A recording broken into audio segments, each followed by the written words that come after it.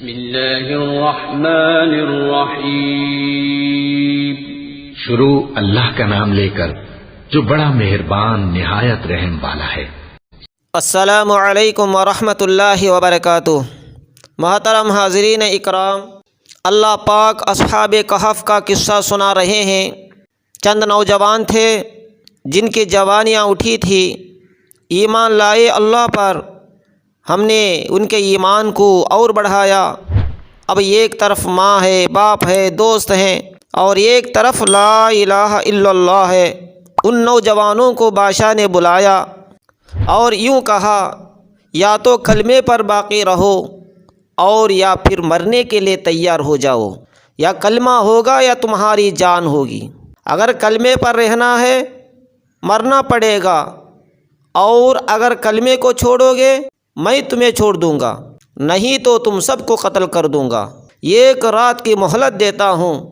اور یہ کہہ کر وہ خود کہیں چلے گیا۔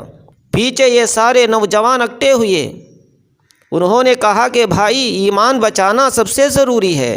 نہ جان ضروری ہے، نہ مال ضروری ہے، نہ ماں باپ ضروری ہے، نہ بیوی بچے۔ ایمان کا بچانا سب سے زیادہ ضروری ہے۔ ایمان کو بچانے کے لیے وہ نوجوان نکلے۔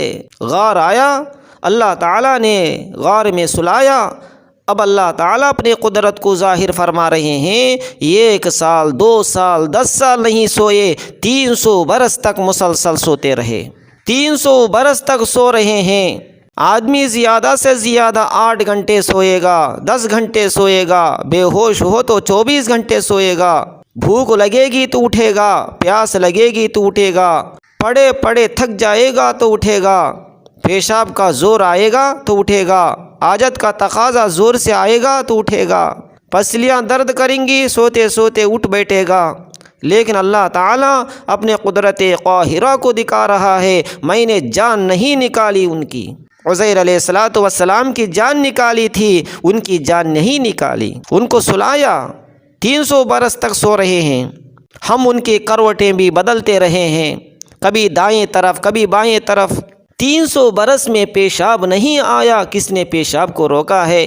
300 برس میں حاجت نہیں ہوئی، کون ہے روکنے والا؟ 300 برس میں بھوک نہیں لگی، کس نے بھوک کو مٹا دیا؟ 300 برس میں سوئے سوئے تھکے نہیں، کس نے ان کی تھکاوٹ کو دور کیا؟ 300 برس میں پسلیاں درد نہیں ہوئیں، کس نے درد کو اٹھا دیا؟ 300 برس میں کوئی کیڑا سام بچھو انہیں کاٹنے نہیں آیا، کس ذات نے انہیں روکا ہے؟ 300 برس میں کوئی شیر چیتا انہیں کھانے نہیں آیا، کون سی قدرت نے انہیں پیچھے اٹھا دیا؟ 300 برس میں زمین نے ان کو نہیں کھایا، زمین کھا جاتی ہے، زمین نگل جاتی ہے، بڑے بڑوں کو زمین مٹی بنا دیتی ہے۔ زمین پر امر اترا، تم نے کھانا نہیں، ہوے پہ امر اترا، تم نے ان کو جگانا نہیں۔ سورج کو حکم ہوا، اے سورج تیرے کرنیں میرے بندوں پر براہ راست نہیں پڑنی چاہیے۔ جب سورج چلتا ہے تو اللہ پاک کا امر آتا ہے جو سورج کی کرنوں کو ان سے اٹھا دیتا ہے۔ 300 برس کے بعد پھر ان کو اٹھایا اللہ تعالیٰ نے۔ 300 برس سو رہے ہیں، پھر اٹھایا۔ اب ایک بولا، یار کتنے عرصہ سوئے ہیں؟ ایک بولا 1 دن، دوسرا بولا نہیں 1/2 دن۔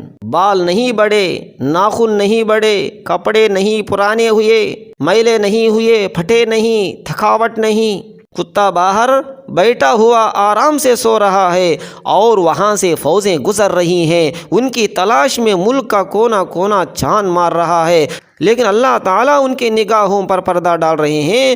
کتا باہر بیٹھا ہے اور وہ اندر سو رہے ہیں، فوجیں گزر رہی ہیں، کسی کو نظر نہیں آ رہا ہے۔ اللہ پاک نے اندھا کر دیا۔ 300 برس کے بعد اٹھایا۔ کتنا عرصہ سوئے بھائی؟ 1/2 دن سوئے ہیں۔ اچھا بھائی، اب بھوک لگی ہے۔